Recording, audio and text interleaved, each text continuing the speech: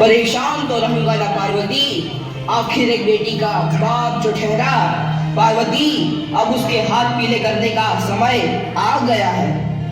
पर हमारी आनंदी तो अभी सिर्फ 9 साल की है। अभी तो उसके पढ़ने लिखने और खेलने कूदने के दिन हैं।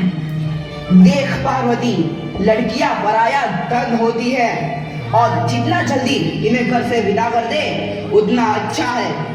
कल से आनंदी की पढ़ाई लिखाई बंद। पर बापू, इसमें मेरी क्या गलती है? आप मुझे पढ़ाई करने क्यों नहीं देते? तेरी गलती है कि तू एक लड़की है। लड़का होती तो क्या बापू? लड़का होती तो क्या?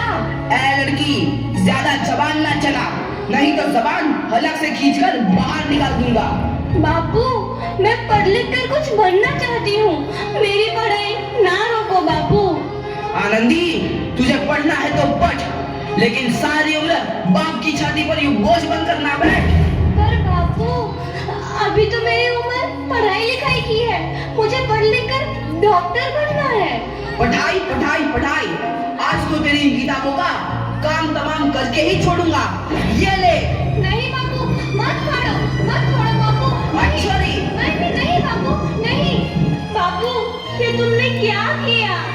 तुमने मेरी इन किताबों को ही नहीं फाड़ा बापू, मेरी किस्मत फाड़ दी, मेरी किस्मत। ये कॉपी किताबें ना सिर्फ छोरों के हाथ में अच्छी लगती है, लड़कियों के हाथ में तो सिर्फ मेहंदी अच्छी लगती है, मेहंदी।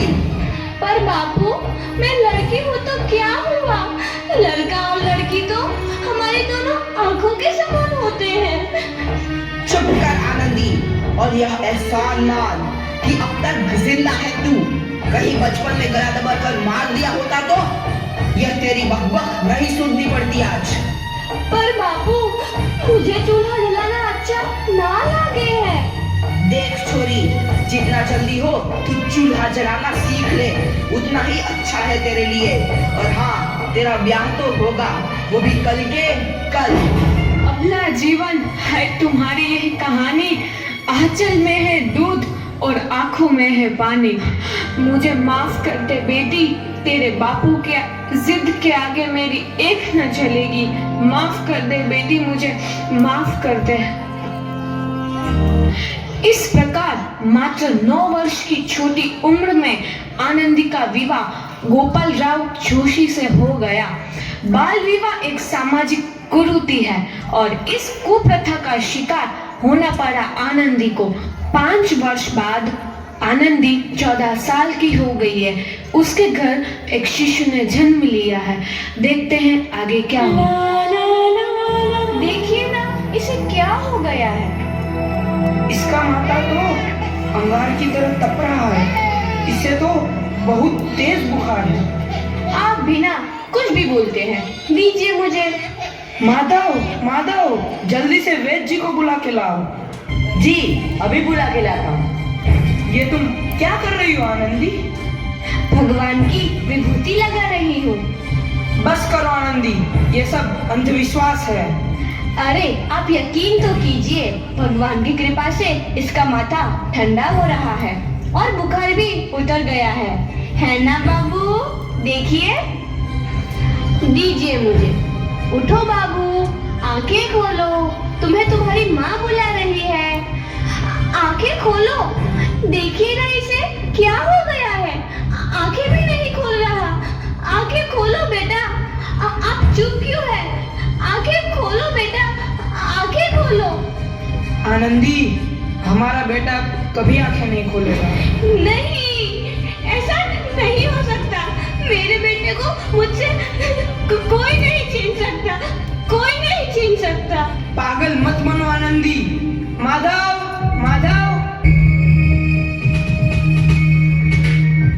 आनंदी, बंद करो ये पागलपन। भगवान ने मेरा बच्चा छीन लिया। भगवान ने नहीं, तुम्हारी अशिक्षा और अंधविश्वास ने तुम्हारा बच्चा छीना है। अगर तुम पढ़ी लिखी होती तो आज हमारा शिशु जीवित होता। तुम अनपढ़ थे आनंदी, अनपढ़। नहीं, अब मैं अनपढ़ नहीं रहूंगी मैं अनपढ़। मैं पढ़ूंगी ताकि कल किसी और आनंदी को इलाज के अभाव में अपना बच्चा ना खोना पड़े। शाबाश। यही तुम्हारे अपराध के लिए प्रायश्चित भी है।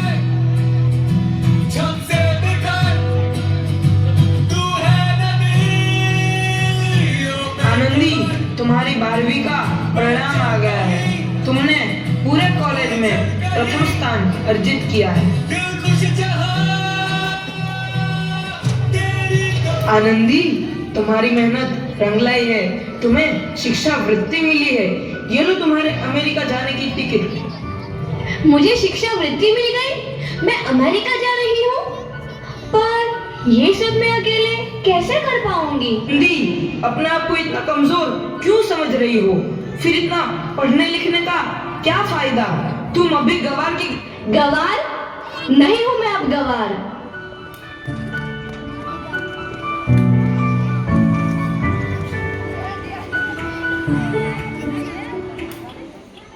तो इस प्रकार 7 अप्रैल 1883 को आनंदी अमेरिका के पेंसिल्वेनिया के लिए रवाना हुई और 3 साल बाद उन्होंने डॉक्टर ऑफ मेडिसिन की उपाधि प्राप्त कर ली।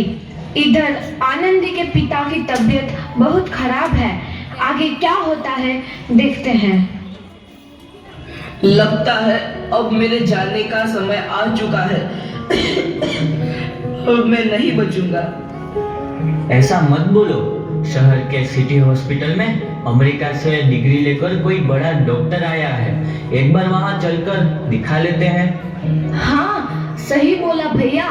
कम से कम दिल को तसल्ली तो मिल जाएगी। हाँ हाँ, चलो चलो जल्दी हॉस्पिटल चलते हैं।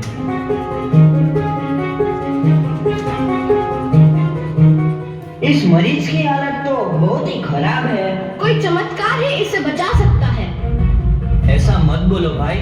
डॉक्टर साहब कब तक आ जाएंगे? लो आ गई डॉक्टर मैडम। डॉक्टर मैडम जल्दी देखिए, मरीज की हालत बहुत ही खराब है।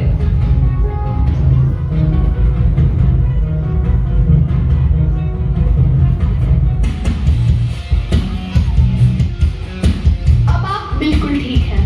मौत के मुंह से आपको बचाया है डॉक्टर मैडम ने। डॉक्टर साहब ने मुझे बचा लिया। मुझे मिलना है डॉक्टर साहब से। डॉक्टर साहब नहीं, डॉक्टर मैडम बोलो। डॉक्टर मैडम, उन्होंने ही तुम्हें जीवन दान दिया है। लो आ गई डॉक्टर मैडम, मिल लो उनसे। डॉक्टर मैडम, आपका बहुत बहुत धन्यवाद। आपने मेरी जान बचाई। इसके बदले में मैं गरीब भला आपको क्या दे सकता हूँ? वचन, वचन चाहिए मुझे कि कभी ये नहीं कहोगे कि लड़कियां कुछ नहीं कर सकती। वचन?